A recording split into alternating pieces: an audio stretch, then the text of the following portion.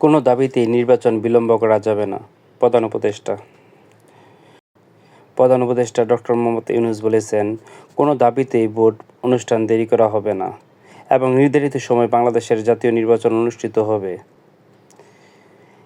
Doctor comfort ইউরোর নেতৃত্বে international crisis গ্রুপের একটি প্রতিনিধি দল প্রধান উপদেষ্টার সাথে সাক্ষাৎ করতে এলে তিনি একথা জানান।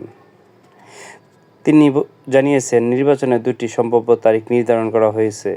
সরকার এই সময় পরিবর্তন করবে না। যদি রাজনৈতিক দলগুলো নির্বাচনের চেয়ে স্বল্প পরিসরে সংস্কার চায়, সেক্ষেত্রে ডিসেম্বরে নির্বাচন হবে।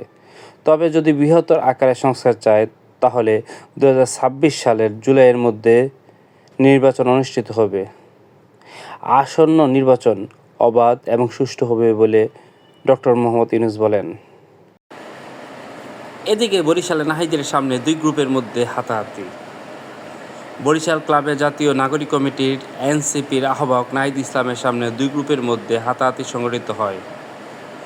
গত বৃহস্পতিবার 20 মার্চ বিকাল 5টার দিকে বরিশাল ক্লাবের এনসিপির আহ্বায়ক নাহিদ ইসলাম মত বিনিময় সভায় অংশগ্রহণ করেন। ইফতার পরবর্তী সময় তার বক্তৃতা শেষ হলে সাংবাদিকরা চলে যায়।